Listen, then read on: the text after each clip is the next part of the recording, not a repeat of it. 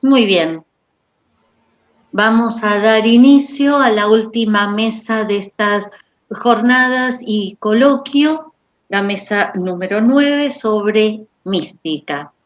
En primer lugar, vamos a darle la palabra a Ernesto Román, estudiante avanzado de la licenciatura en Filosofía de la Universidad Nacional de Mar del Plata. Actualmente es ayudante en las cátedras de Filosofía Medieval y Antropología Filosófica en la misma universidad. Ernesto va a trabajar el tema sine culpa et causa en torno a algunos motivos éticos del abandono de las virtudes en el espejo de las almas simples de Margarita Porete. Se mencionó a esta obra en las jornadas, así que ahora vamos a escuchar el relato específico. Ernesto, cuando gustes. Dale, genial. Bueno, en principio, muchas gracias a todos por estar acá.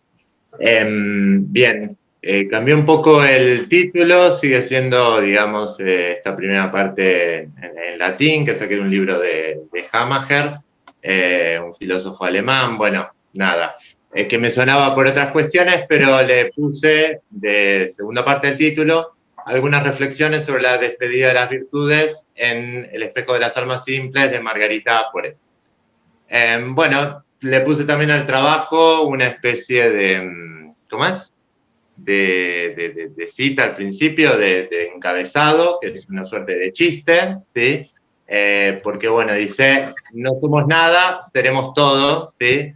Y este pequeño verso lo tomo de la primera letra de la Internacional Comunista.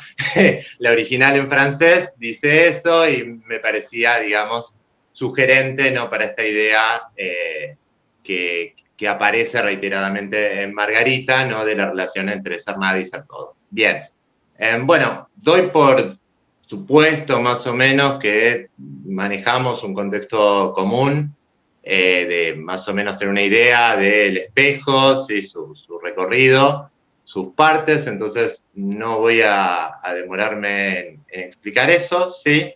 Voy a leer primero una pequeña introducción y después creo que por cuestiones de tiempo lo demás lo comentaré medio por arriba, ¿sí? Por ahí al final puedo leer alguna otra cosita, pero no más que eso, ¿sí? Bien, empiezo. El primer apartado, que se llama El tiempo llena nuestras copas, ¿sí?, un verso que saco de Luis Aragón, que tiene un poema que dedica a Margarita y algunas otras, ¿sí? El trabajo comienza así. Margarita Porete perseveró en su pensamiento incluso después de que la Santísima Inquisición le advirtiera del estatuto desviado de su libro El espejo de las almas simples, y fue por eso quemada viva en la hoguera por hereje relapsa el 1 de junio de 1310. Ella es una de las escritoras beguinas que todavía hoy no podemos leer sin maravillarnos y dejarnos atrapar por la radicalidad y la pletórica vivacidad de sus ideas. No podemos leerla todavía hoy sin sentir que algo de lo que dice todavía nos toca, nos habla a nosotros, corrompiendo, como dice Luis Aragón, el mismo poema, el oro del tiempo. Prueba de ello es que su prosa de Mercurio rebalsa una y otra vez los diques del estudio erudito de los medievalistas. Simone Weil, por ejemplo, a más o menos 600 años de distancia de Margarita, anotaba en su cuaderno sentencias aforísticas que son prácticamente citas del espejo. Simone se apropiaba de este libro poco después de haber participado en la Revolución Española de 1936. Pese a su estricto pacifismo, ella se alistó en la columna de Durruti, ¿no?, en la Guerra Civil Española. Sí, como sostiene Walter Benjamin, el conocimiento histórico solo centellea en el instante o momento de peligro. Una gran imagen de ello es la de Weil leyendo a Porete durante su exilio en Inglaterra, ¿no?, después de la guerra, en España y en medio de la Segunda Guerra Mundial, en medio de la hora más sombría de Europa, allá por 1941-1942, un poco después de haber estado en las trincheras españolas, ¿no? incluso desconociendo que la autora que tanto le fascinaba, ¿no? Ella no sabía que el espejo era de Margarita, ¿sí? Porque esta conexión entre el espejo y Margarita la repone Romana Guarnieri en 1943, o sea, un año después de la muerte de Simone Weil. Bueno, Simone Weil desconocía que la autora que tanto le fascinaba vivió como ella al filo de las llamas, pero a diferencia de ella no pudo o no quiso escapar de las mismas, ¿no? Alguna vez se dijo que es imposible leer a Spinoza sin sentir una suerte de viento que recorre, sobre todo en los escolios, la lectura. Nosotros sostenemos que es imposible leer a Margarita sin estremecernos, más aún sin que nuestro lenguaje mismo tiemble y tartamudee, sin que un terremoto atraviese con fuerza devastadora nuestro lenguaje y nuestras categorías de pensamiento. En el presente trabajo nos gustaría explorar cómo esta catástrofe del lenguaje afecta a ciertas categorías fundamentales del pensamiento filosófico y teológico, a saber, la razón, la virtud, la ley y el actuar, ¿sí? ¿Qué es vivir una vida justa? ¿Qué es cultivar eso divino que hay en lo más íntimo de nosotros, pero que nos conecta también con lo más lejano? Siempre que nos hagamos esta clase de preguntas, algunos de aquellos, cito de vuelta a Aragón, pensamientos rubios y no obstante de los cuales fluye la obsidiana, fin de cita, puede mostrarnos algunas sendas otras, o mejor aún, algunas formas de perdernos que, con todo, pertenecen al acervo cultural de Occidente, aunque, claro está, los vencedores no suelen exhibirlos en sus anaqueles de trofeos culturales. Bien, esto, vamos a una pequeña introducción. El objeto fundamental del trabajo es recorrer un poco las menciones que hace Margarita, ¿sí? A esta idea que está tan presente en ella, que es la de la despedida de las virtudes, ¿sí? Es una idea que consiste básicamente en plantear que, ¿cómo decirlo? Que de alguna manera la virtud, sí, que está estrechamente correlacionada con la razón, son profundamente insuficientes para cumplir las, por decirlo así, metas espirituales de la búsqueda de Margarita, que yo considero que también implican un cierto aspecto ético, ¿no? Y me gusta jugar con este doble sentido que necesariamente tiene el concepto de virtud, ¿sí? Que está de alguna manera incluido en el ámbito teológico, por decirlo así, o en el ámbito, digamos, del problema de la salvación del alma, pero que siempre tiene, por decirlo así, un costado puesto, siempre tiene un costado puesto en la ética, ¿sí? Básicamente, bueno, podemos, leer un poco más. Lo que yo propongo, bueno, es hacer un recorrido por las menciones, que por ahí no las puedo comentar ahora. Después busco un poco en dónde se puede apoyar Margarita, ¿sí? Para esta idea de la despedida de las virtudes, y aparecen naturalmente Matilde de Mandenburgo y Hadewig de Amberes, ¿sí? Que son también dos pensadoras beguinas, anteriores a Margarita, y que de alguna u otra manera, no sé si están ejerciendo una influencia directa, porque no se sabe nada de la vida de Margarita, pero podemos considerar que por el parecido sí que hay entre cómo argumenta Margarita y cómo argumentan ellas, son dos pensadoras que están a la base de sus ideas, ¿sí? Particularmente sobre este punto, las visiones de Hadewig, ¿sí? Y el libro de Matilde, La luz que fluye de la divinidad, ¿sí? Entonces, lo que yo sostengo un poco es que si bien... 3 minutos, Ernesto. ¿Cuánto? ¿3 minutos? Bueno, entonces esto, de vuelta vamos a pasarlo un poco por arriba, perdonen las digresiones, ¿sí? A mí me gustaría plantear que Margarita continúa las ideas de estas dos pensadoras, pero las radicaliza bastante, ¿sí? Y extrema un poco el contrapunto entre el amor, ¿sí? O la amor, porque en el francés de Margarita amor era femenino, entre el amor y la razón y la virtud, extrema este contrapunto, ¿sí?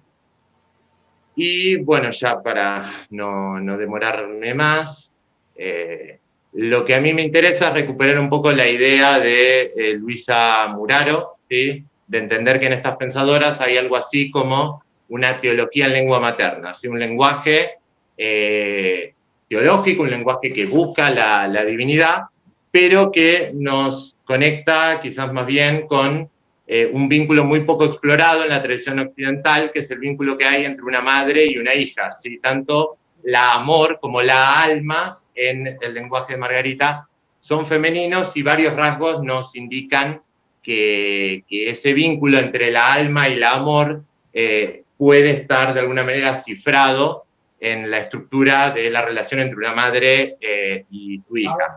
Y esto me interesa contraponerlo, sí, a un hecho también bastante evidente, que es que la virtud, ¿sí? El modelo de la virtud es un modelo eminentemente masculino, ¿sí? Pensemos que virtus viene de vir, ¿sí? Que es el hombre adulto, ¿no? Y pleno en sus facultades varoniles.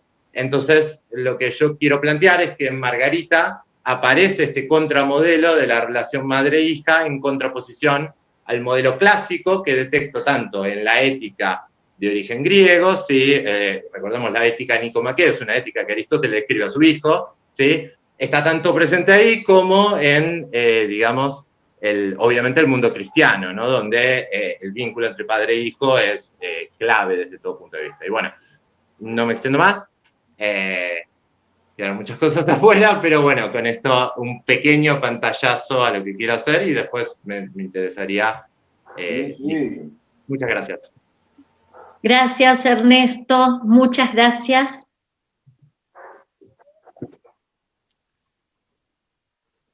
Muy bien.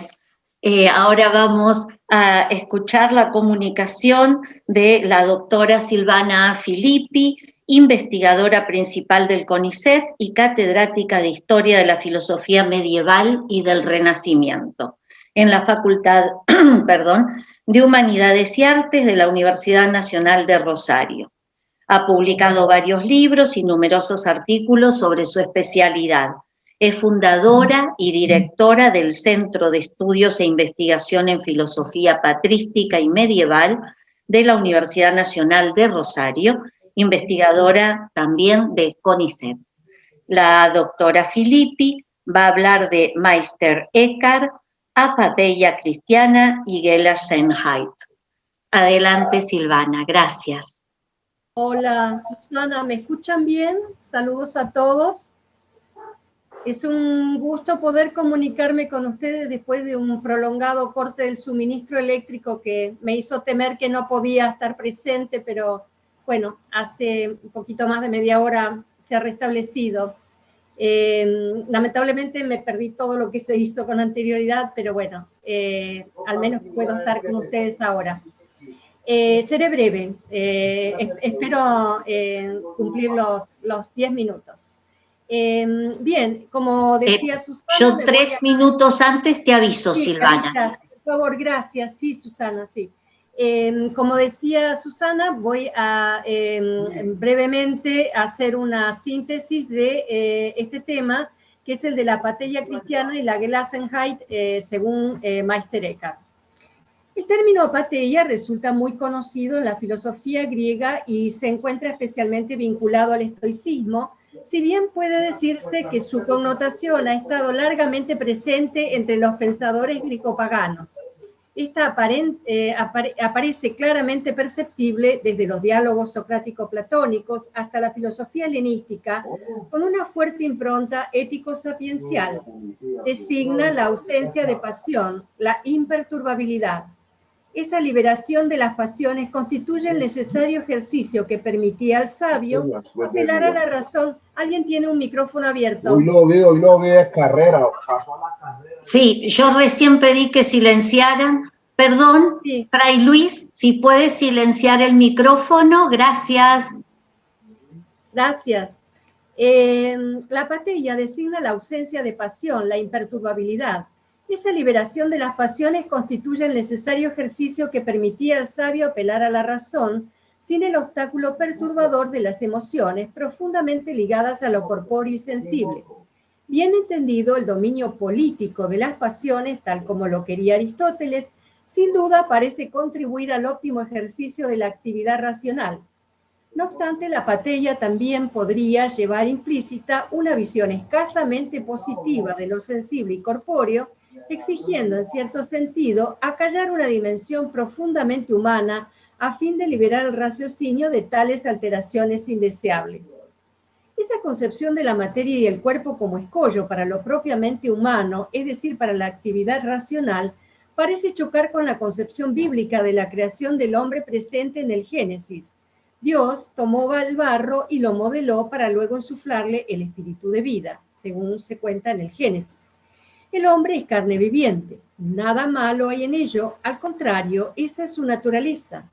El pecado no reside en el cuerpo, sino en negarse persistentemente a escuchar la palabra divina. La voluntad de la carne no indica una concepción negativa de la materia, sino que alude a la resistencia del hombre a abrirse a la gracia divina. La voluntad del espíritu no excluye la dimensión carnal, sino que la sobreleva al ponerla en consonancia con la voluntad del Padre. Por eso, si no son desordenadas o expresión de un alma corrompida por el pecado, nada negativo per se puede haber en las emociones, que son incluso concebidas por los autores cristianos como el motor de las virtudes. Así, según se comprende, entre los hombres no habría justicia sin una ira provocada por lo malo, ni solidaridad o amabilidad sin el sentimiento de la compasión. Con todo, es un hecho que el término apateia aparece tempranamente entre los monjes cristianos. ¿Es que esos hombres consideran la emoción como un obstáculo para la virtud o peor aún para la fe? La lectura de los textos bíblicos parece echar por tierra esa hipótesis. Es harto evidente que los hombres fieles a Dios experimentan emociones, e incluso de modo acentuado: ira, dolor, tristeza, desánimo, alegría, entusiasmo. ¿Qué sentido podría tener la apateia para los cristianos? Emulando las palabras de Heidegger, ¿podríamos decir que se trataría aquí de la funesta influencia del platonismo en el cristianismo primitivo? ¿Se ha dejado de lado la concepción bíblica del hombre como carne viviente para proclamar la exclusión de las emociones en cuanto obstáculo para la razón? Sería posible analizar la cuestión en un sinnúmero de autores, desde los padres de la Iglesia hasta el final de la escolástica, pero en esta ocasión nos ocuparemos de Meister Eckhart.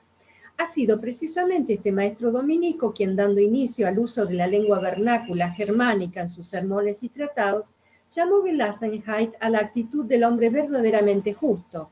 Aquel término designa algo así como el desapego, el despojamiento, el deshacimiento, y conlleva ciertamente el dejar de lado las emociones. Nos encontramos aquí con una concesión al neoplatonismo indiscutiblemente presente en la doctrina eckartiana, o bien Gelassenheit tiene un sentido genuinamente cristiano.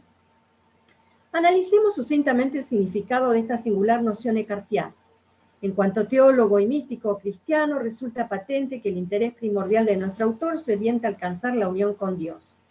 Ahora bien, solo cuando el hombre logra el desapego, no solo respecto de las cosas circundantes, sino de sí mismo, entonces accede al fondo del alma y con ello a la unión con Dios. Esto es lo que logra el hombre justo y noble, vale decir aquel que atribuye a cada quien y a cada cosa lo que se merece. El hombre justo es el que da a Dios y al prójimo lo que es debido, honrándolos según su respectiva dignidad, y es aquel que concede a las cosas y a los hechos el peso que realmente tienen. Visto de ese modo, honrar a Dios no significa principalmente rendirle culto mediante ciertas ceremonias o orarle en pos de algún bien, sino que los que lo honran debidamente son aquellos que se han salido completamente de sí mismos y ya no buscan su interés en ninguna cosa. Son aquellos, dice Eckhart, que no persiguen ni bien, ni gloria, ni aprobación, ni placer, ni interés, ni devoción interior, ni santidad, ni recompensa, ni reino de los cielos, sino que están liberados de todo eso, de todo lo que les pertenece. Porque los justos, en sentido propio, aceptan por igual todas las cosas que vengan de Dios, sean cuales fueren, grandes o pequeñas, agradables o penosas. Por eso, dice el maestro de Turingia, si atribuyes más peso a esto que a aquello, no estás aún en la verdadera justicia. Es preciso que te despojes de tu propia voluntad. El hombre justo permanece imperturbable, pues aquel que se regocija por esto o se aflige por aquello no es justo. En efecto, cito, que esté, según los momentos, más o menos alegre, o que incluso pierda a veces toda la alegría, es el signo de una actitud interior carente de rectitud. Aquel que ama la justicia permanece firme. Lo que él ama es igualmente su esencia. Nada puede distraerlo de ello y no se preocupa de nada más. Fin de la cita. Parece entonces, según lo dicho, que efectivamente esa actitud de despojamiento propia del hombre noble y justo implica una suerte de apatía. Sin embargo, resulta claro que esta no tiene el mismo sentido ni la misma finalidad que la apatía estoica o grecopagana en general. Si entre los filósofos griegos el dominio sobre las pasiones o incluso su supresión tenía por objeto permitir el óptimo desenvolvimiento de la razón a fin de adquirir la sabiduría y lograr una vida feliz, la imperturbabilidad que conlleva la Gelassenheit cristiana propuesta por Eckhart no está destinada primariamente a favorecer el raciocinio, sino a desprenderse de todo lo criatural, incluido el propio yo, para alcanzar a ser uno con Dios. Con ello, el ser humano no se destruye, sino que retorna a su origen y a un sitial de máximo privilegio y recuperación de su plenitud. Paradójicamente, esta radical sobrelevación de la persona humana implica una suerte de anihilamiento. Para Eckhart, entonces, la criatura ha de acabar para que Dios comience a ser. Este anihilamiento de la criatura a favor de su identidad con Dios se traduce necesariamente en la indiferencia ante todo acontecimiento, pues para ser libre, la voluntad ha de permanecer no afectada por las criaturas y las cosas del mundo. En conclusión. 3 minutos. En conclusión, bien. nuestro propósito era determinar el significado de la apatía cristiana y en particular de la Gelassenheit eckartiana, que sin duda conlleva una suerte de imperturbabilidad, un desapego respecto de las criaturas en general, pero también y especialmente respecto de la propia condición criatural del hombre singular, cuyas emociones quedan completamente relativizadas en pos de la absoluta confianza y el abandono en Dios. En relación con ello, lo primero que salta a la vista es que la apatía cristiana conserva una cierta analogía externa con la apatía de los filósofos griegos, pero como ya advertíamos, su finalidad y sentido han cambiado por completo. La semejanza consiste en la necesidad de evitar el primado de las emociones, en su relativización e incluso en su supresión, pero no porque su vinculación con lo sensible y corporal constituye una perturbación y un obstáculo para la razón, sino porque nada de lo que sucede, como quiera que se lo experimente emocionalmente, puede resultar un impedimento para la completa confianza en Dios. Así, si las emociones son propias de la condición humana, el hombre de fe no puede quedar sujeto a ellas. Más bien conviene que se desprenda de tales sentimientos. De otro modo, quedaría irremediablemente condenado a permanecer atado a la limitación de su naturaleza sin poder aspirar, con la ayuda de la gracia, a su verdadero fin, que es la unión con Dios. Lo que Eckhart propone, y en esto no se aparta de lo que el cristianismo exige, es un salto en el corazón del hombre que le permita superar su condicionada perspectiva respecto de lo que acontece para ganar la confianza incondicionada que le reclama la fe en Dios. Allí está en juego no el contraste entre lo sensible y lo racional, como querían los estoicos, sino entre lo criatural y lo divino, que invita a los hombres a un camino ascensional hasta hacerse uno con Dios en el completo abandono del amor. Muchas gracias. Muchas gracias, Silvana, justo con el tiempo, muy bien, muchísimas gracias, sí, bien, muchas gracias. Ahora vamos a pasar a Saulo Dourado, a quien le pedimos disculpas públicamente que sin querer el corrector le cambió el apellido en el cuadernillo de resúmenes. Le dejó Dorado en lugar de Dourado, así que perdón, Saulo. Saulo Matías Dourado posee doctorado en filosofía en curso, es también profesor de materias introductorias en la Universidad Federal de Bahía, coordina el equipo de redacción del nuevo Plan de Estudios de Filosofía para la Escuela Secundaria Pública de Bahía. Para su tesis investiga el conocimiento negativo en Tomás de Aquino y en su maestría escribió sobre Meister Eckhart. la comunicación que nos va a ofrecer es alegría y Abgescheidenheit en Maestro Eckhart. Espero haberlo pronunciado bien. Gracias. Adelante, Saulo. Saludos a todos e todas. Bom, espero continuar também a comunicação da professora Silvana Felipe, nessa continuidade de Mestre Eckhart, Maestro Eckhart, Meister Eckhart, como as variações, né? Bom, então eu quero começar minha fala do mesmo modo que Mestre Eckhart inicia seu tratado intitulado Do Desprendimento, né?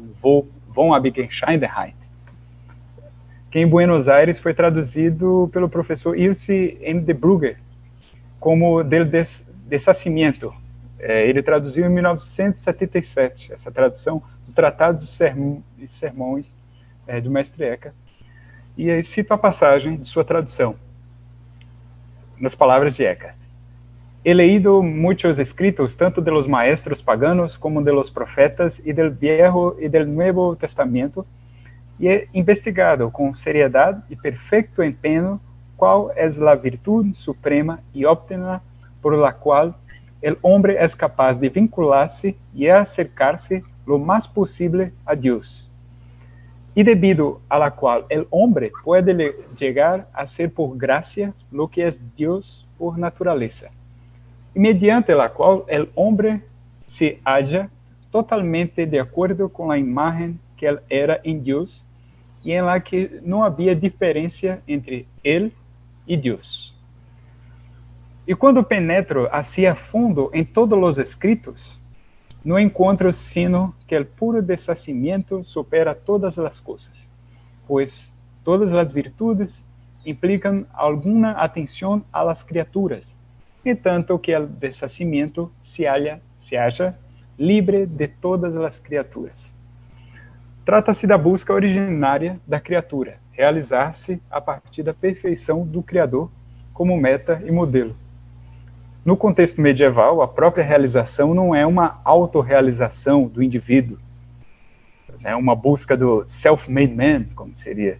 É a plenitude da natureza do Criador no interior da natureza da criatura, dinamicamente, como diz Marcia Schubach em seu ensaio de filosofia medieval. Se a natureza da criatura é a sabedoria, por exemplo, se for a natureza do Criador, a sabedoria, melhor dizendo, busca a criatura ser sábia.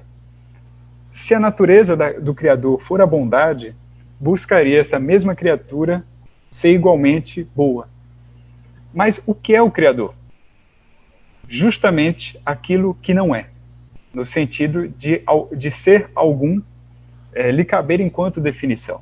Né? Nesse sentido de Deus ser justamente aquilo, tudo que nós não podemos dizer que é. Ele não é aquilo que possamos defini-lo. Então, Eckhart diz no Sermão 9 que Deus está no ser e para além de todo ser. E porque não pode ser nenhum dos seres, para justamente estar em todos os seres, é que ele antes opera no não ser. Deus é um negar do negar. É uma definição dele no Sermão 21. E assim, nós chegamos ao termo do alemão arcaico, né? O Eckhart, ele escreveu esses sermões em língua ordinária, ali nos anos de 1300, em alemão arcaico, então é um dos pais da língua alemã. O termo do alemão Abgescheidenheit é composto por negação duplicada. Ab, desvio, distanciamento, Scheiden, separação. Uma negação da negação é um recurso próprio do pensamento eckartiano, assim sendo que Deus é o negar do negar. A dupla negação é também um modo de afirmar, ainda mais a partir da linguagem mística, em que negando, livrando-se dos nomes, que se chega à essência abscôndita, a essência inefável do real da própria natureza divina. Deus, então, não é nem isto, nem aquilo, como sintetizou. Não porque a nossa linguagem não consiga expressar o seu ser tão somente, e sim porque o seu modo mesmo é do não ser, é do inefável. Então, se Deus é por definição uma ausência de determinação, uma retirada de toda e qualquer imagem ou representação, a ao que a criatura humana deve almejar para se tornar perfeita, na feitura entre Criador e criatura. Bom, deve se tornar igualmente sem determinação, esvaziada de toda e qualquer imagem em sua alma. Esta é a virtude do desprendimento, né, dessacimento, a Abgeshandehai na criatura humana. A forma de nos unirmos à deidade no tempo é pelo desprendimento. Um grande intérprete de Mestre Eckhart se chama Heinrich Schumann, era um professor da Universidade de Nova York. Ele escreveu uma obra chamada Meister Eckhart and Wandering Joy, isto é, Mestre Eckhart e a Alegria Errante. Ele define o desprendimento no fundo da alma como uma liberdade originária, original freedom, assim seria, que a criatura humana quer ser tão livre em sua alma quanto Deus é livre em sua deidade. E esta é a máxima virtude que Mestre Eckhart tão bem coloca em seus tratados e sermões. No próprio tratado dele Dessacimento, nessa tradução, Eckhart assim descreve essa categoria. Ahora perguntarás acaso, que é el deshacimiento, já que é tão noble em si mesmo? A este respeito, debe saber que el verdadeiro deshacimiento não consiste sino en el hecho de que el espírito se halle tan imóvel frente a todo quanto lhe suceda, já sejam coisas agradáveis ou penosas, honores, opróbios e difamações, como é imóvel uma montanha de plomo ante el soplo de um vento leve. Este deshacimiento imóvel lo lleva al hombre a la mayor semejanza con Dios, porque el que Dios sea Dios se debe a su deshacimiento imóvel y gracias a este, ele tiene sua pureza e sua simpleza e sua imutabilidade. Bom, com essas palavras de Eckhart, nós poderíamos igualmente nos perguntar, seria o desprendimento, então, um desapego, uma forma de retirada deste mundo sensível, com suas mazelas e excessos de mudança? Seria o desprendimento uma sese do ser humano pelo intelecto e pela alma para além da matéria, de toda e qualquer mutabilidade, uma retirada deste mundo de vida presente? Bom, para Heinrich Schumann, Eckhart propõe um abandono das coisas no interior de si, no homem interior, não das coisas em si, no homem exterior. E este seria o diferencial primordial, como, por exemplo, na parábola de Marta e Maria, que ele faz uma exegese, em que Marta, que serve a Jesus, e Maria, que fica a contemplar, ele preferiria Marta, porque Marta, ela é desapegada enquanto serve, enquanto faz, enquanto age no mundo. O ser humano foi feito para viver no tempo e está entre imagens e objetos. Desfazer-se de toda a sua relação com a realidade criatural é desistir de sua própria condição, o que, longe de ser uma sese completa, é uma desvinculação com a sua dupla natureza de tempo e eternidade, de homem e deidade, de corpo e intelecto. Heinrich Schumann defende então que Eckhart é defensor de um desprendimento ativo, em que a alma livre, isto é, unida à liberdade originária, que é a deidade em sua forma pura, atua nas obras para igualmente libertá-las, para torná-las também partes da unidade divina. No sermão 86, Eckhart é explícito em dizer que o desprendimento é uma união da alma com o divino em uma serenidade, em uma Gelassenheit, não em um abandono do tempo e da materialidade. Ele diz, alguns mestres falam que devemos tornar-nos tão perfeitos que nenhum gosto possa ainda nos mover, e que não sejamos tocados por alegria nem sofrimento. Aqui, a gente, isto é, nós como gente de bem, ele fala isso, gente como a gente, não operamos em retidão, erramos, se falamos assim. Eu digo, pois, jamais um santo foi tão grandioso que não pudesse se comover. Mas eu digo também, bem, pode ser que haja um santo nessa vida que nada possa afastá-lo de Deus. Vós pensais que enquanto ainda houver palavras que vos possam mover para a alegria e para a dor, ainda sois imperfeitos. Não, isso, porém, não é assim. Então, para Eckhart, o que se mantém, o ponto principal não é anular-se das emoções, não é retirar-se da matéria, é manter em si a unidade divina presente e em relação com todas as coisas. De todas as coisas brotam essa mesma unidade divina a que o homem pertence. E assim, o percurso que põe o homem a se tornar livre, tão livre quanto a deidade, em um ciclo de desprendimento, fez Heinrich Schumann definir o pensamento de Mestre Eckhart como uma alegria errante, por descrever o homem, a criatura humana, sem um modo definido. E por isso, na alegria mesmo do ser livre e na plenitude de estar no uno com a própria divindade. Obrigado. Muchísimas gracias, Saulo. Muchísimas gracias, Ernesto, que apuró su conclusión. Muchísimas gracias, Silvana, por haber cumplido con los tiempos. Y volvemos a ingresar para hacer las preguntas. Voy a copiar la pregunta de Beatriz, así ya ingresamos con las preguntas. Vayan anotando o pueden pedir hacerlas de viva voz. Primero van a, como venimos haciendo, preguntarse entre los expositores y luego daremos lugar a los asistentes. Gracias. Nos conectamos. Bien, vamos entonces a dar inicio a las preguntas entre los ponentes. Quien quiera comenzar. Eu posso fazer uma pergunta? Sim, como não, Saulo? Bom, eu faço uma pergunta à professora Silvana.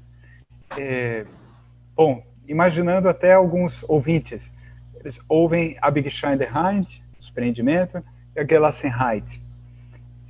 Eles parecem sinônimos, mas ao mesmo tempo tem uma diferença dentro do pensamento do Mestre Eckhart. Está me compreendendo em português totalmente? Hay un par de palabritas que no alcancé a escuchar. Então vou repetir. Gelassenheit e Gelassenheit e Abgschein der Hind, dessacimento. Abgschein der Hind, sí. Como você diferenciaria uma noção e outra? Hay una... sí, creo haber comprendido. En realidad son términos correlativos, están asociados, porque la Gelassenheit, el desapego, es el resultado de la Abgeschiedenheit. Implica un movimiento de desprendimiento.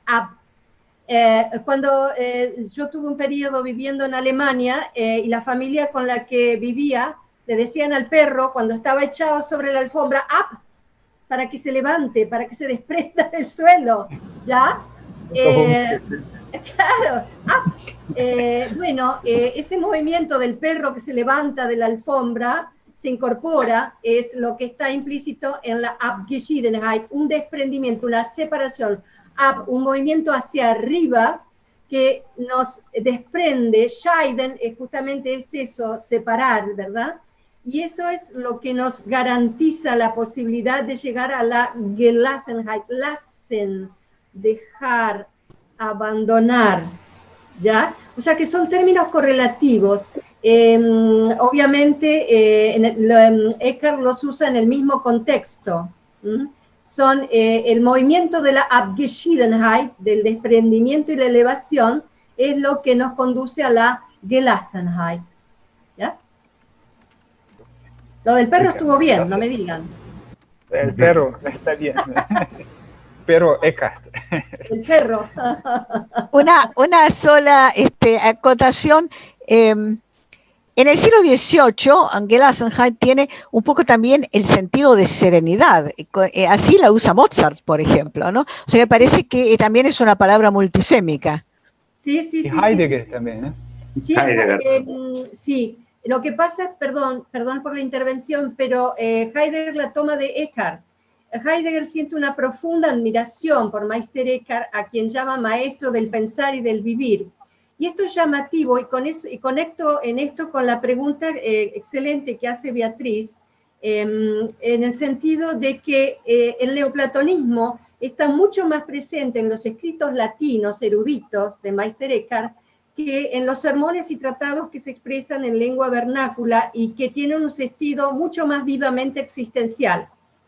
Y que son precisamente los que admira Heidegger, no los tratados en latín, los tratados destinados a los teólogos, sino los sermones y tratados en donde se expresa en lengua vernácula y que van dirigidos a monjes y monjas que frecuentemente apenas estaban alfabetizados, de manera que su percepción iba orientada a la experiencia cristiana y no tanto a la conceptualidad metafísica. Y en este sentido, Heidegger, que es un crítico notorio de lo que hay de neoplatonismo en San Agustín, pienso, por ejemplo, en el escrito San Agustín y el neoplatonismo, donde habla de la funesta influencia del neoplatonismo sobre San Agustín, admira en San Agustín la experiencia vivencial que es tan propia, según Heidegger, del cristianismo primitivo, en el sentido de la caída, de la angustia y demás. Y lo mismo sucede en el caso, paralelamente en el caso de Meister Eckhart. Heidegger admira profundamente lo que hay de facticidad, de vivencia cristiana profunda, y en cambio se desentiende, prefiere dejar al margen todos los elementos de metafísica neoplatónica. Si me permiten, para que quede grabada, voy a leer la pregunta de Beatriz, porque quedó la respuesta, pero no la pregunta. Más allá de que Eckhart no comparta el estoicismo, sí recibe de una línea neoplatónica. ¿Qué relación hay entre su Gelassenheit y su metafísica neoplatónica? A lo que la doctora Silvana Filippi acaba de responder. Gracias. No tiene ninguna relación. Entonces por un lado, la experiencia del cristianismo primitivo, la experiencia vivencial fáctica, y por otro lado, una metafísica heredada que convendría dejar al margen. Eso es discutible, pero es la opinión de Heidegger. Bien. No sé si hay alguna otra pregunta entre los expositores. Sí. Yo tengo una especie de pregunta. Tengo entendido que Eckhart fue lector de Margarita y de hecho toma varias cosas de su pensamiento, las extrae de ellas. Y en este sentido, una de las cosas que a mí me interesaba interrogarme en Margarita es cómo se vincula esta cuestión del anonadamiento, ¿no? ¿Cómo es? Incluso este desprendimiento, ¿no? Soltarse, ¿cómo se vincula eso con justamente una experiencia de carácter existencial donde está en juego la práctica y básicamente el hacer, ¿no? Porque uno pensaría, si hay una retórica, ¿no? De el desprendimiento, si hay una retórica de esto que el aniquilamiento de la voluntad, ¿no? Que me parece que es común a ambos. Entonces, una cuestión casi natural sería pensar, acá hay una especie de tendencia a abandonar todo tipo de praxis concreta. Pero en Margarita yo veo claramente que no. Y hay una expresión que a mí me gusta mucho, que es que el alma no es que deja de obrar, pero en todo lo que hace, lo hace sin ella, porque es amor quien actúa en el alma sin el alma misma, ¿no? Entonces pienso que acá el punto fundamental no es este aniquilamiento de la voluntad, ¿sí? Que es el anonadamiento, podemos decir, del yo, ¿no? O del centro activo de la vida. Pero eso no implica un dejar de obrar, ¿no? Y pienso que en el texto, que justamente en el Gelassenheit de Heidegger, él plantea el concepto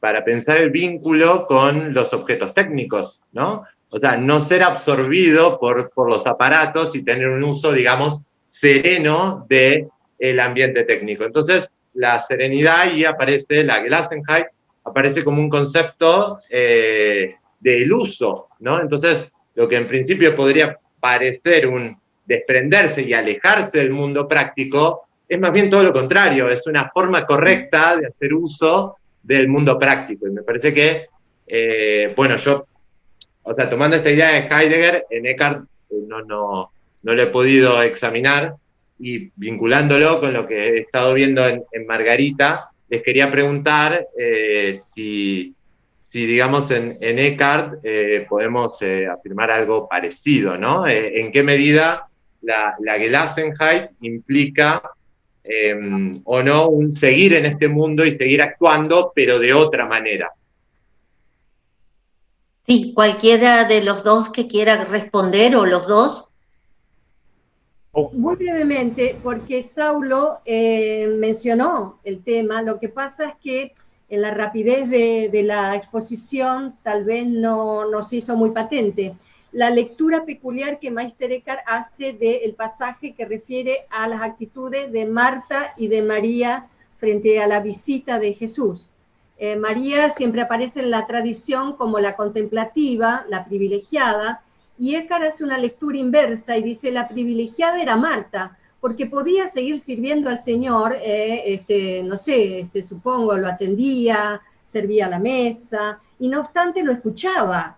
Es decir, Meister Eckhart tiene una profunda valorización de la acción, de la vida práctica. Inclusive él mismo la llevó, digamos, en su propia vida, tuvo que cargar con numerosas actividades. Y creo que resulta interesantísima esa vinculación que ha hecho Ernesto entre, digamos, el tema de la técnica, nuestra actitud ante la técnica. No se trata de un rechazo hacia la técnica. Meister Eckhart dice: no se trata de dejar de obrar, sino de obrar de otra manera. Incluso hay un pasaje bellísimo donde él dice: si alguien estuviese sumido en la más elevada contemplación y vinieran a avisarle que una persona enferma pide una sopita, el término es encantador, es tierno, sublime, una sopita. Dice, con gusto esa persona debería incorporarse e ir a atender al enfermo, dice, porque quien abandona lo más elevado por amor, lo recibe con creces. Yo creo que es un tema más allá de que, bueno, quizás aquí no hay mucho tiempo para extenderse, pero un tema extraordinariamente interesante para conversarlo, trasladado a nuestra época. Es decir, nosotros que vivimos en esta vorágine de actividades, ¿qué actitud deberíamos tomar? ¿Hay que retirarse o bien hay que seguir en la vida práctica con otra perspectiva? Meister Eckhart es un pensador profundamente interesante en este sentido. Ernesto, se não for possível ler nenhuma obra mais de Eckhart e sobrar apenas o Sermão 2 e o Sermão 86, em que ele interpreta a passagem de Marta e Maria, basta. Assim, para mim, assim, se você puder ter acesso a esses dois textos, esses para mim são como são duas pequenas obras-primas do Eckhart, em que ele interpreta a passagem de Lucas, né, em que Marta e Maria estão servindo Jesus. Uma está ali aos pés dele, contemplando, e a outra está servindo. E Marta fica um pouco chateada, assim, Jesus, peça que Maria se levante para me ajudar a servir. E ele pede, Marta, Marta, tu te ocupas com muitas coisas, calma, Marta. E muitos, na tradição teológica, interpretaram que Jesus, na verdade, estaria favorecendo Maria para dizer que a atitude contemplativa, a vita contemplativa, é que seria a melhor. E Eckhart faz uma interpretação muito original para dizer que Marta, ela seria a simbologia desse homem perfeito, desse ser humano desprendido, porque ela é desprendida no tempo e na eternidade. E assim, você vai ficar surpreso no Sermão 2, em que Eckhart vai dizer, assim, explicitamente, ele usa a simbologia, inclusive, com a palavra mulher. Ele diz assim, o que o ser humano deve atingir maximamente é ser em sua alma mulher, como Marta. Mulher porque ele diz assim, o ser humano deve frutificar. E não só a todo momento. Ele faz toda uma simbologia interessantíssima, que eu acredito, até vou dizer, que Silvana pode achar curiosa a minha observação, mas eu não acho que Marguerita seja leitora de Eckhart. Eckhart que é leitor de Marguerita. Inclusive, historicamente, ele serviu como, ele foi convocado a princípio em 1305 para a condenação de Marguerita em Paris. E abandonou essa condenação, ele não quis seguir adiante. Então ele leu esse tratado que você apresentou hoje. Eu acredito que tenha provocado existencialmente Eckhart, que já era uma figura tão ativa como Silvana falou, tenha provocado algo muito forte. Bien, no sé si hay alguna otra pregunta entre los tres. No, bueno, yo por ahí de vuelta a compartir una apreciación que hacía en Margarita y también preguntar cómo sí. Ven la cuestión en Eckhart,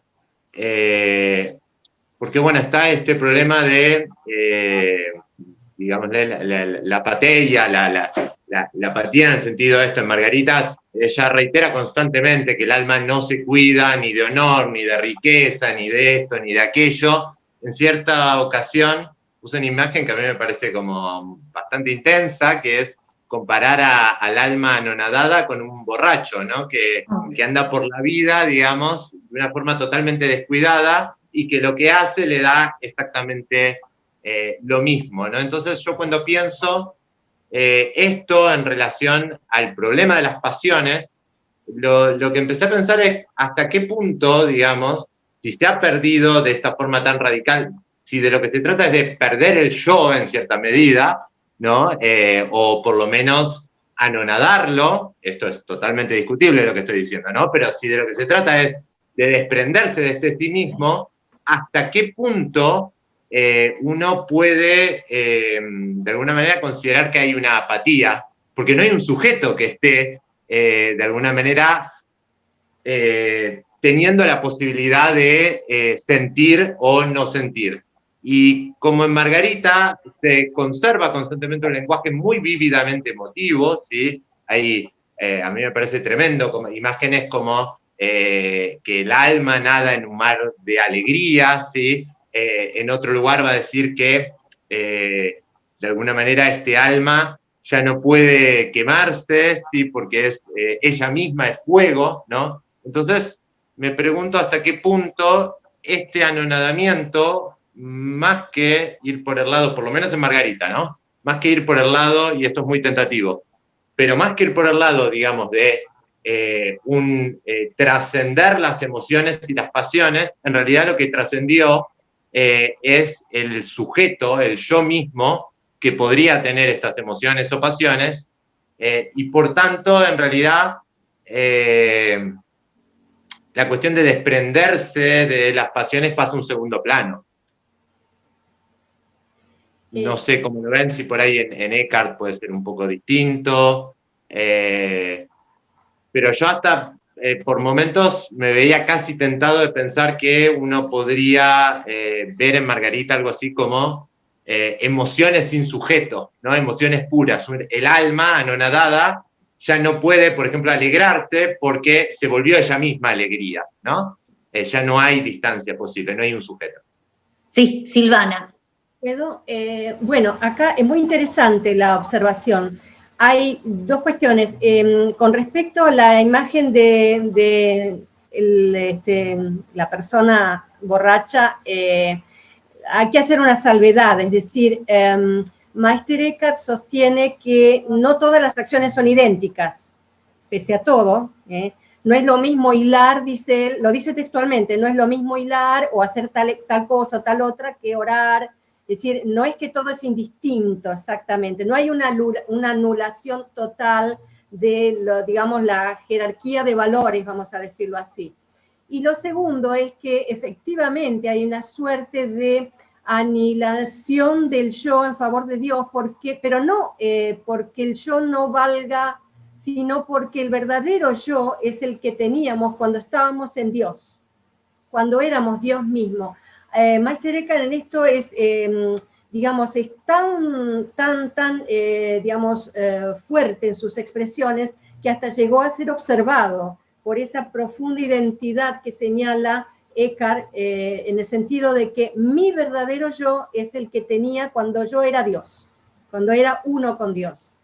Entonces es una suerte de supresión que al mismo tiempo es una sobreelevación. Hay una dialéctica allí. Suprimo cierto aspecto natural para ganar, o sea, mi yo no es que se pierda en el sentido nihilista, digamos, en el sentido de ciertas, digamos, creencias o religiones orientales, sino que se hace uno con Dios en su máxima expresión. Entonces, la acción tiene valor, no todas las acciones son iguales, pero es cierto que mi verdadero yo es el que tenía cuando era uno con Dios, y a eso tiende a volver Eckhart. Una sola acotación más, que Eckhart no usa el término apatheia, pero yo me he tomado la licencia de introducir ese término porque fue usado en algunas ocasiones por monjes cristianos, no Eckhart en particular, pero sí es un término que está presente en el cristianismo primitivo. Claro. Bien. Claro, bueno, también una Sí. pequeña salvedad, porque si no puede, o sea, es medio confuso lo que dije. Esta cuestión de asemejarse a un borracho es claramente, hay que vincularla a lo anterior que dije, de que, digamos, este anilamiento del alma o este anonadamiento, bueno, el alma de alguna manera se vacía y, digamos, adquiere este carácter indiferente, pero porque es amor, la amor misma la que mueve al alma, ¿no? Entonces, ella perdió totalmente su voluntad y todo le es indiferente, pero va como dirigida, ¿no? Por amor, ¿no? En este sentido, obviamente, digamos, el camino espiritual de Margarita no podemos compararlo directamente con el accionar, digamos, irracional o espontáneo de un borracho, ¿no? Porque falta todos estos pasos, y de hecho Margarita es muy interesante como ella propone que, de alguna manera, esta forma anonadada de actuar viene después de haber cumplido a rajatabla, ¿no? los mandamientos, haber cumplido a rajatabla las normas eclesiásticas y después de haber buscado la virtud, ¿no? Es un tercer momento,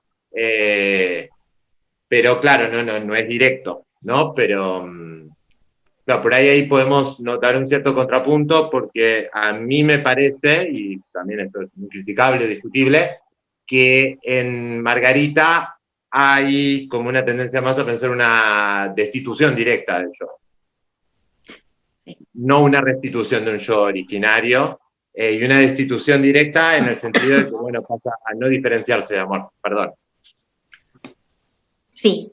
No sé, Saulo, si no, tenemos dos preguntas, la primera de Celina Lertora y la segunda de Beatriz Reyes Oribe. ¿Sí? Gracias. Bueno, en primer lugar, y tenía una pregunta también para Silvana, y era que yo no recordaba haber visto en textos de Eckhart el término apatheia, pero bueno, ya lo aclaró, de modo que esa pregunta la suprimo. Bueno, con respecto a Margarita, yo quisiera decir varias cosas, porque he estudiado ese tema y lo he investigado, tengo publicaciones, organicé simposios, y me parece que en líneas generales hay un problema bastante serio, interpretativo del espejo, porque desde que se puso de moda Margarita en la posguerra, hubo una luz de trabajos provenientes de la sociología, del feminismo, de la historia, de las letras, y todo esto cubrió algo que parece importante, y después se vio que es importante analizar, que son las fuentes filosóficas de Margarita.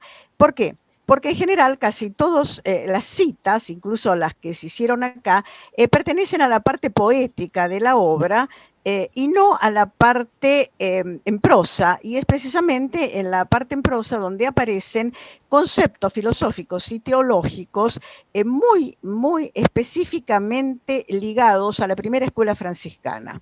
Esto no es solamente algo que haya investigado yo, naturalmente, aunque sobre eso escribí, sino que lo han investigado otras personas. Fue mencionado todo esto en el Congreso del 2008 en Buenos Aires, que se hizo sobre Escoto, sobre la base de esa hipótesis que no se ha mencionado, pero que es importante, de que Escoto hubiera sido el famoso Fray Juan que defendió la obra, porque habría encontrado contactos con su propia escuela franciscana. Naturalmente no está probado que sea él, pero es verosímil, teniendo en cuenta que los otros dos son autores de la Sorbona y de la misma época, y que en esa época Escoto estaba allí. De cualquier manera, es objetivo, y esto se ve claramente en los textos, una analogía bastante reiterada entre las partes, diríamos así, en prosa o teóricas del Espejo y el Itinerarium Mentis ad Deum de Bonaventura. Son tantas y tan, digamos, concretas, que parece difícil que eso sea una mera coincidencia.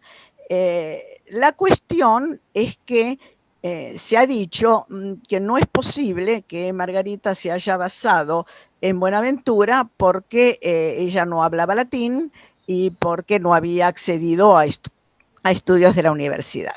Con respecto a que no hablara o no conociera latín, es bastante discutible, puesto que no era necesario ir a la universidad para conocer latín. De hecho, cualquiera que tuviera un clérigo, que casi todo el mundo lo tenía en su familia, y además también todos los rituales eran en latín. Y con respecto a no conocer la obra de Buenaventura o de otros autores de la primera escuela franciscana, esto también está bastante, digamos, trabajado. Pareciera que muchas beguinas en Francia tenían acceso a textos de la primera escuela franciscana y en concreto de Buenaventura, porque existían copias de tipo florilegio. La importancia de los florilegios en lengua vulgar ya ha sido muy estudiada, entre otros, por Jacqueline James y su grupo en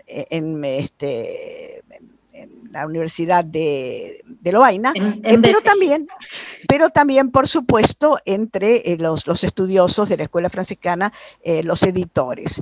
Por lo tanto, me parece que aquí hay un punto muy importante, y es que esta reflexión sobre la despedida a las virtudes no puede ser vista como una tensión entre el amor y la razón, porque si es como parece ser que el Itinerarium es una fuente del conocimiento de Margarita, entonces esa interpretación no se sostiene, porque el mismo Buenaventura llama a su Itinerarium mentis, no animae. Es decir, no hay en la primera escuela franciscana ni en Buenaventura esa tensión. Lo que en todo caso hay es sí una superación. Pero una superación, ¿en qué sentido? Que la teoría de las virtudes, incluso de las virtudes religiosas y teologales, es una forma de ascesis. Entonces, en la tradición que sigue Buenaventura, la ascesis es una parte del camino del alma hacia Dios.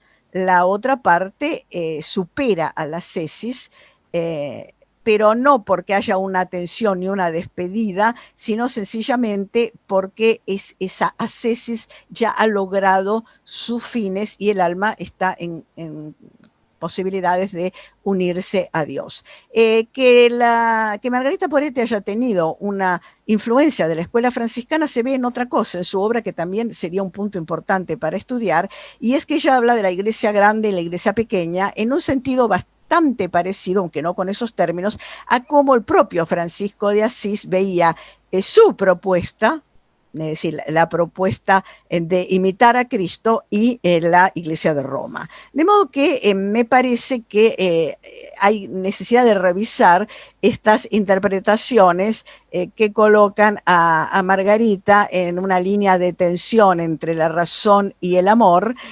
porque su fuente parece haber sido otra, y porque en definitiva su proyecto es un proyecto de elaborar un camino, una vía al estilo de Buenaventura.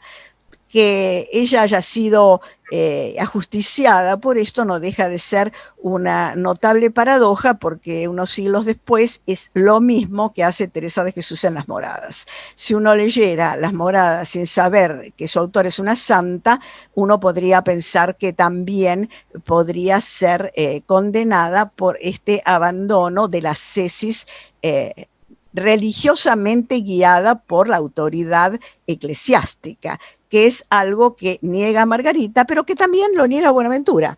Pero Buenaventura, digamos, es un santo y a él no se le puede cuestionar, y a Margarita se le cuestionó.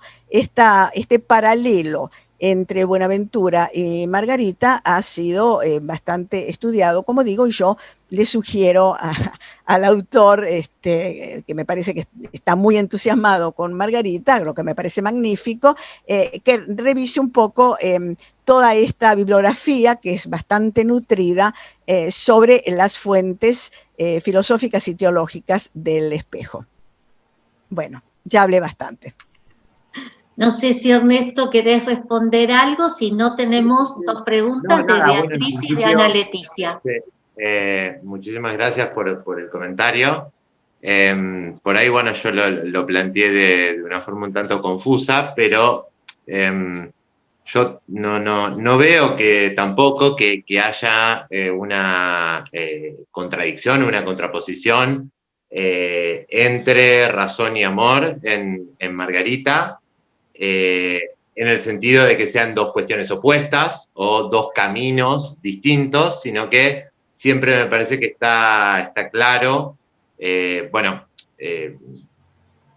Tomo, digamos, tu propuesta de profundizar por el lado de Buenaventura y sus influencias, las influencias de Margarita, ¿no? En ese sentido, estas fuentes filosóficas, me parece interesantísimo, pero yo de alguna manera ya había notado que no es una contraposición en el sentido de una oposición, sino que justamente el amor, ¿no? Y esta vía del anonadamiento que intenta perfilar Margarita viene necesariamente después de haber llevado, ¿no? Por ahí este primer momento de la razón hasta sus últimas consecuencias, ¿no? ¿Cómo decirlo? Es una superación por ahí un poco en el sentido hegeliano, ¿no? Que implica negar, pero también implica conservar, ¿no? Es siempre un doble movimiento, un movimiento me parece que tiene siempre un carácter un tanto dialéctico. Pienso igual que, de alguna manera, o sea, el término despedida de las virtudes lo dice de esa manera, ¿no? Entonces, hay un gesto de tratar de invertir, ¿no? La relación que hay entre el alma y las virtudes, ¿no? Ella describe como... a mí me llamó mucho la atención que ella describe con cierta angustia, no cierta, sino una angustia bastante potente en esta primera parte más literaria, el momento en el que ella, por decirlo así, servía a las virtudes, ¿no? Servir a la virtud es someterse constantemente a una experiencia de que uno hace algo, pero nunca es suficiente, y esta relación, digamos, donde el alma siempre queda en falta ante la virtud, en ciertos momentos se supera mediante, ¿no? Este otro camino del amor, que, insisto, no está en contradicción, pero permite, por decirlo así, solucionar, me parece, por lo que veo, y es obviamente totalmente discutible, solucionar cierta aporía que había dentro de este estadio anterior, ¿no? De la relación del alma con la virtud, ¿no? En el registro de la razón. Quisiera añadir a lo que estás diciendo que es cierto que hay algunos momentos en los cuales hay unas frases bastante, digamos, despectivas hacia la razón y hacia la servidumbre que ella ha tenido a las virtudes, pero están dichas en el contexto de su obediencia a la iglesia pequeña. Es decir, el tema es que la razón a la que Margarita rechaza tiene que verse en el contexto de los mandamientos y los preceptos y las exigencias de la jerarquía eclesiástica que apelaba sobre todo a la razón y que cuestionaba los sentimientos, llamémosle así, no dirigidos por los propios confesores, etc.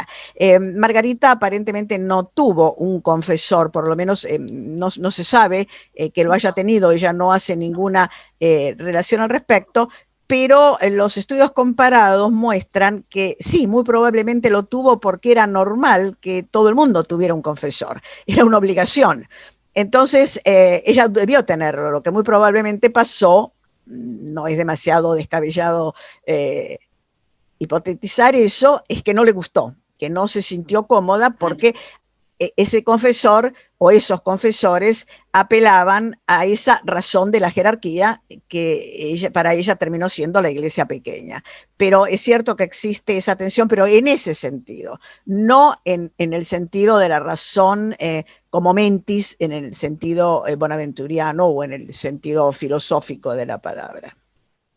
Muchas gracias, vamos en un momentito, ahora seguimos porque todavía quedan 2 preguntas, pero el profesor Nilo Reis pidió, así que lo vamos a hacer ahora y luego nuevamente, si pueden por favor conectarse todas las cámaras para hacer una foto de este coloquio y jornadas, y ahora vamos a las preguntas y nos volvemos a conectar y seguimos con el debate, porque todavía nos quedan 10 minutos, 15, para esta mesa. Así que si por favor pueden poner las cámaras, así nos tomamos unos minutitos de relax. A ver que Nilo va a hacer la foto, me mandó ya unas muy buenas fotos.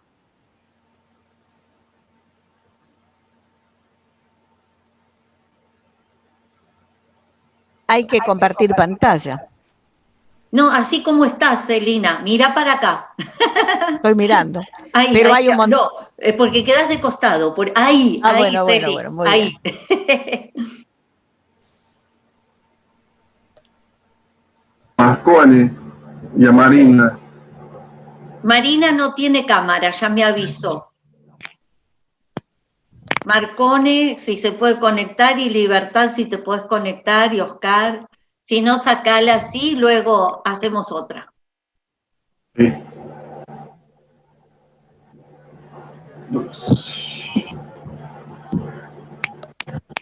Mais uma.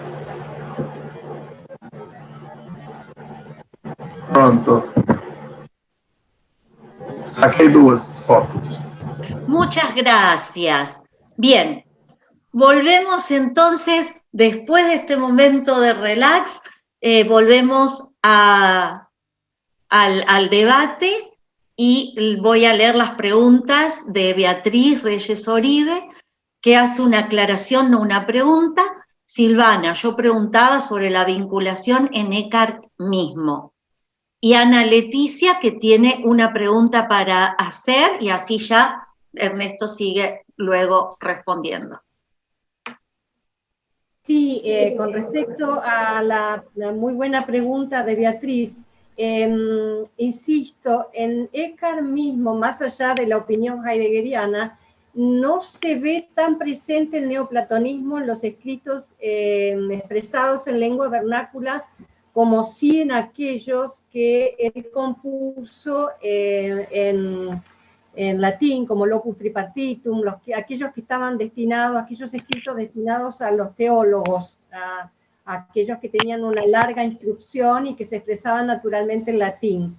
En los escritos que son sobre todo los sermones y tratados expresados en lengua alemana, antigua, no se advierte de la misma manera esa marca del neoplatonismo. Más bien hay una profunda expresión de la vivencia cristiana y sobre todo de la vivencia mística.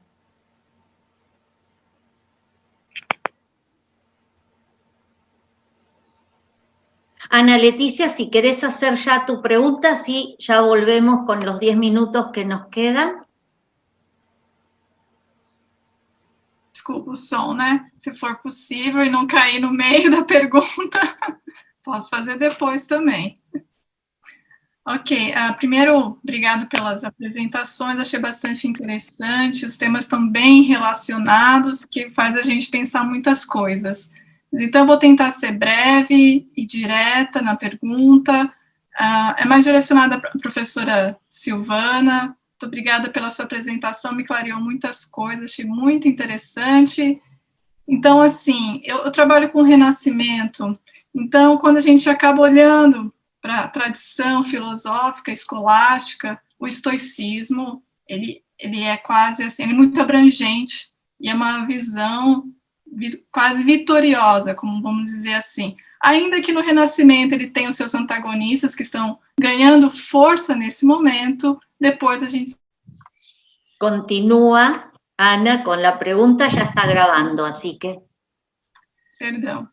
Então, no sentido, minha pergunta é no sentido de até que ponto, vamos dizer assim, a voz do mestre Eckhart, que você coloca como alguém que saca, né, se retira dessa influência forte, abrangência do estoicismo, nesse sentido da apatheia, é uma voz solitária no período do qual ele fala, né? Qual a sua percepção da filosofia medieval, o quanto, vamos dizer assim, ele é único, ou, enfim, tem ali um grupo que pensa como ele, que compartilha dessa visão sobre as emoções. A outra uma pergunta minha com relação, a minha compreensão realmente do pensamento do Eckhart, que eu fico com a impressão que, ainda que ele recoloque as emoções, como você bem explicou, como algo da condição humana, e por isso aquela dicotomia, emoção e razão, seguindo a filosofia estoica, vamos dizer assim, não faz sentido no pensamento do mestre. Porém, quando ele busca uma superação de um mundo criatural para o mundo divino, me parece que ainda as emoções passam para isso. Então, nesse sentido, a emoção ainda é um problema. Vamos dizer assim, é condição humana, mas que eu devo superá-la. Então, eu fico com essa impressão ainda dessa relativização das emoções, esse salto anti-estoico do mestre Eckhart. Você poderia explicar um pouquinho mais? Obrigada.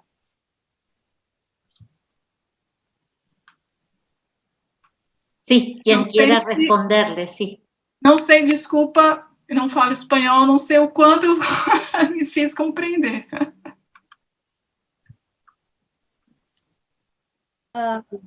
No sé si Silvana o Saulo, sí.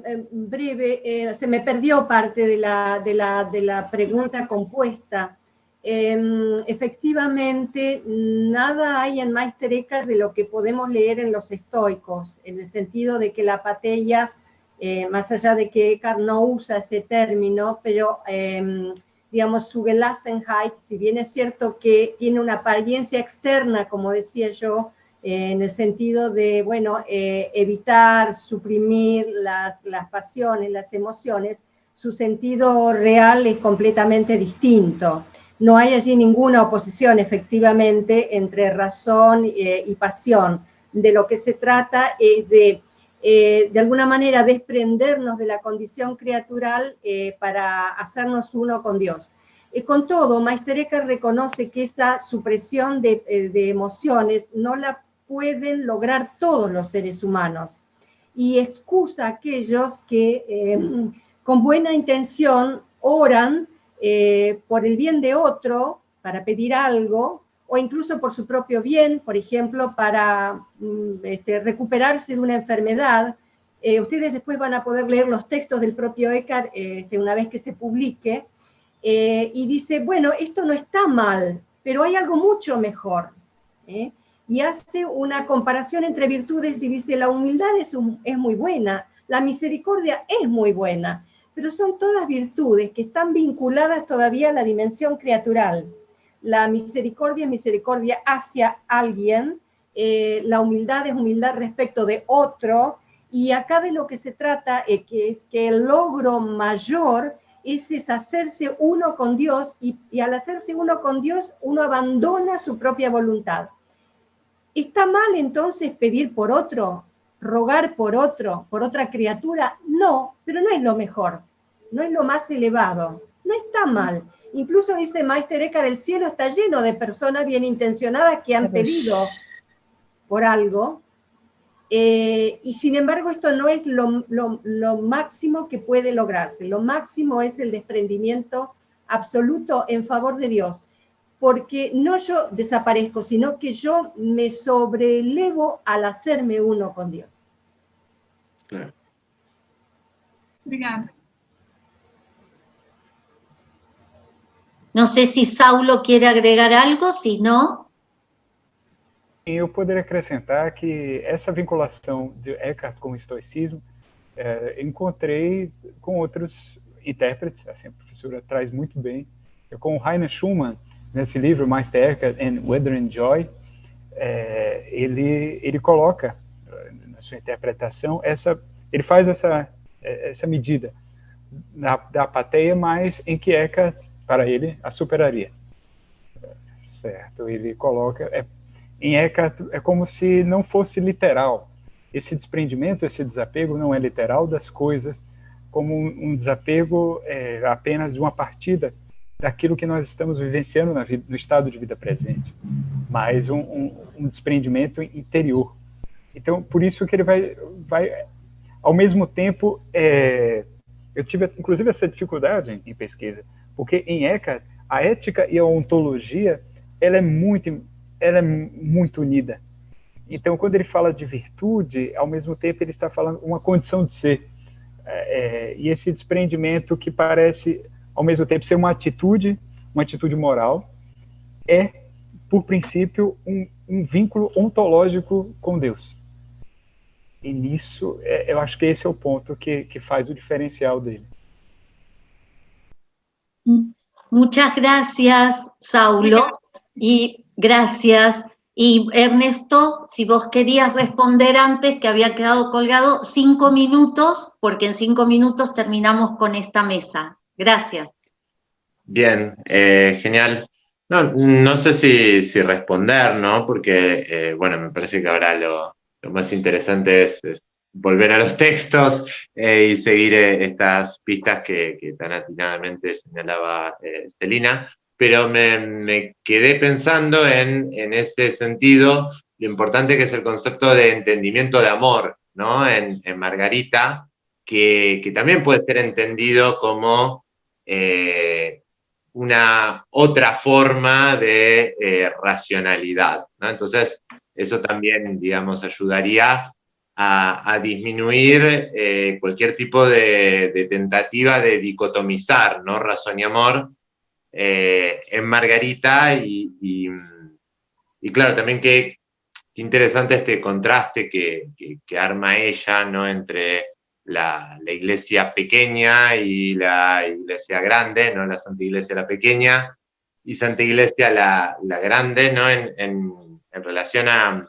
justamente yo lo veía en este sentido, ¿no? Que Santa Iglesia la pequeña es justamente el lugar donde en algunos fragmentos señala que son plenamente válidas, ¿no? Que justamente son plenamente válidas las virtudes, ¿no? Que se ejerce el dominio de la razón, de Dama Razón, en tanto tal es en este ámbito, ¿no? De Santa Iglesia la pequeña, y como todo lo que está por encima de ella, bueno, ya pertenece a otro orden de pensamiento, ¿no? Que tiene que ver justamente con este entendimiento de amor y con este camino que propone Dama Amor a la alma, ¿no? Como es, y nada, también pensando que como constantemente Margarita remarca una y otra vez que ella no está, por decirlo así, por lo menos como yo lo leí, no está diciendo, bueno, no, a partir de esto Santa Iglesia la pequeña no tiene ninguna autoridad ni ninguna vigencia. Básicamente yo entiendo que Margarita, por cómo leo el texto, no está queriendo impugnar la autoridad eclesiástica, todo lo contrario. Está constantemente diciendo, bueno, no, esto tiene su valor, pero llega hasta ahí, por decirlo así, ¿no? Si uno quiere ir más allá, en este camino que también marca Eckhart, bueno, tiene que aventurarse a este terreno, ¿no? Del amor, este terreno del desapego, ¿no? Eso. Gracias. Queda ya planteada toda la cuestión. No sé si, Celina, un minuto, algo más, si no, aquí damos... Sí. No, solamente me parece importante que se incorporen esos aspectos que yo mencioné y otros que no pude mencionar en relación con la vinculación de todas estas mujeres, entre las cuales Margarita Porete sobresale por una obra de valor intelectual, en las relaciones con la filosofía y la teología que se enseñaba, porque creo que tendemos equivocadamente a pensar que había una separación absoluta entre la universidad y las personas, llamémoslas así, ilustradas de la época, y este es un juicio que las últimas investigaciones de los últimos 10 años están tratando de revertir. Me parece que tiene que ser tomado en cuenta. No, nada más que eso. Gracias. No, gracias a ustedes, a todas las personas y por generar este debate interesantísimo y que seguiríamos, pero bueno, ya tenemos que ir cerrando.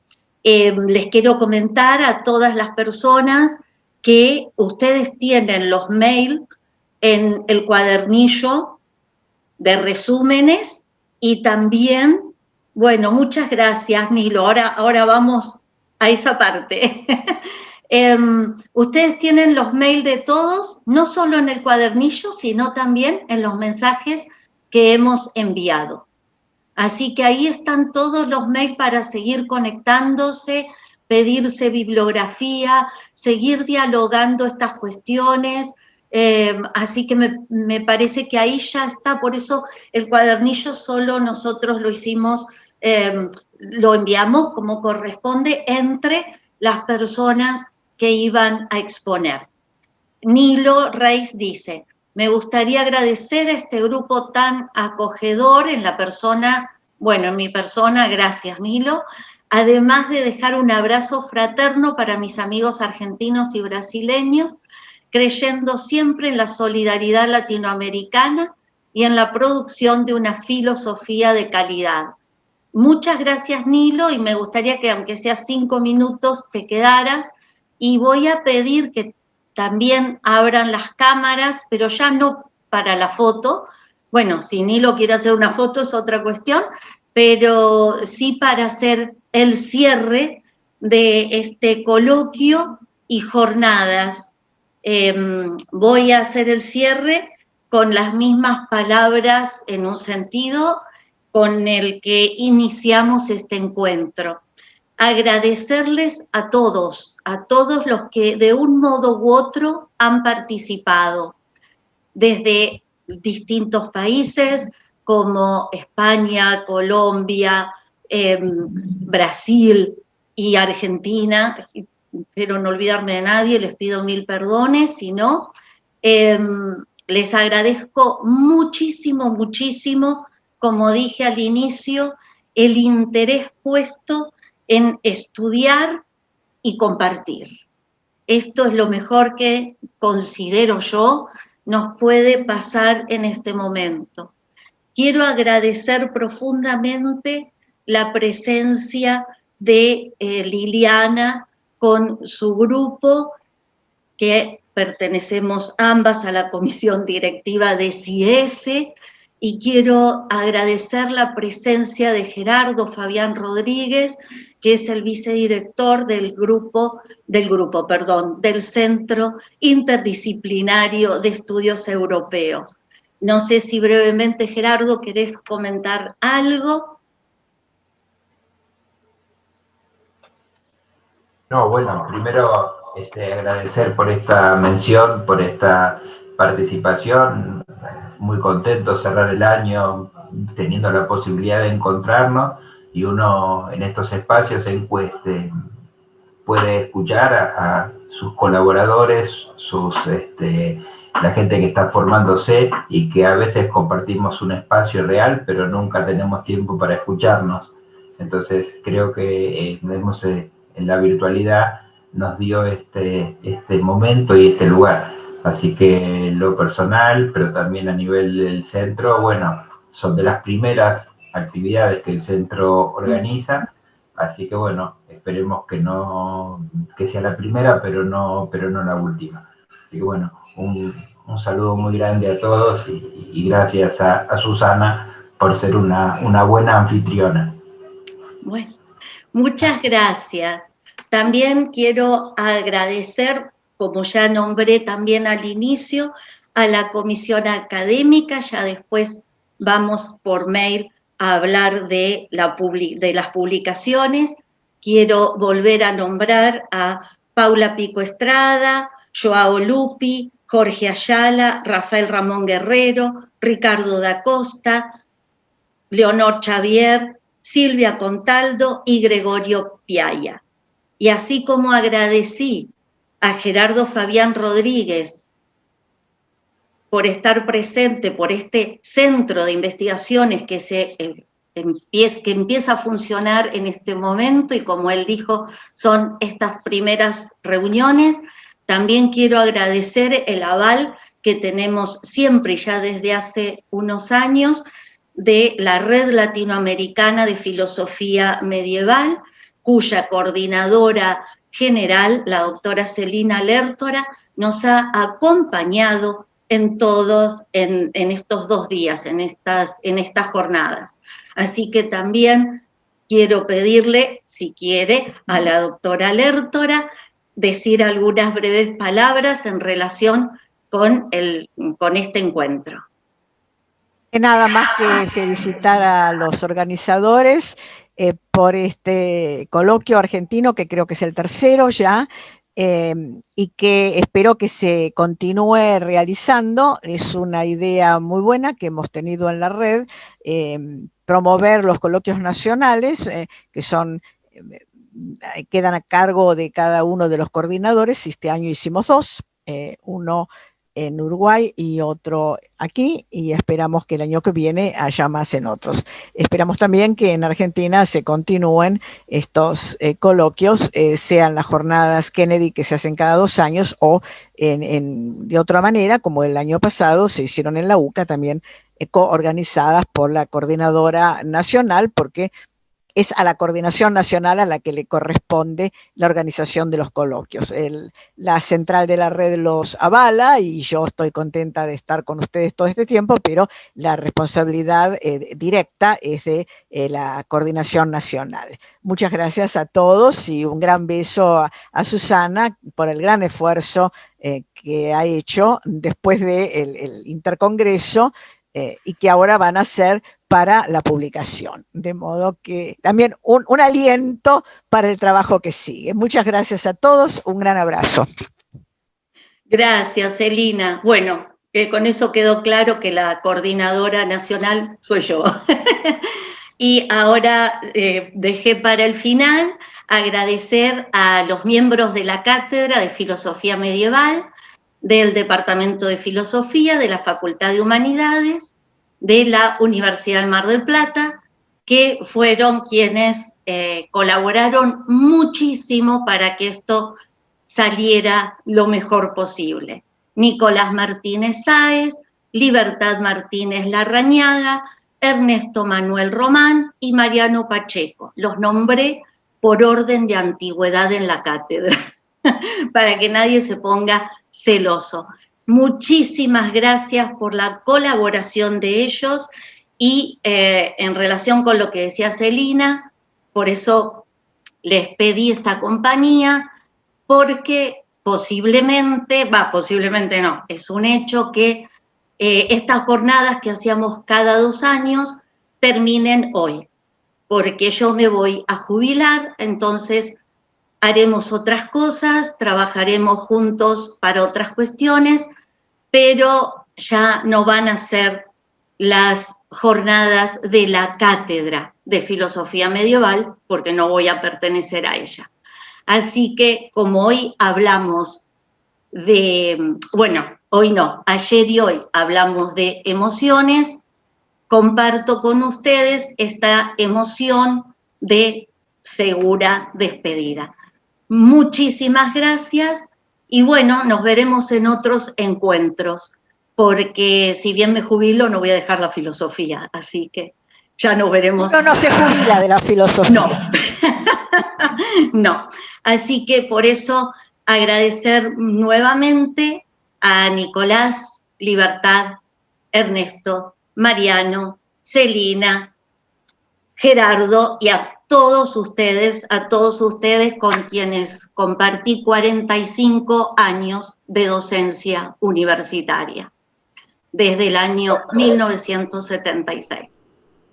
Así que muchas gracias y nos vemos en un próximo encuentro.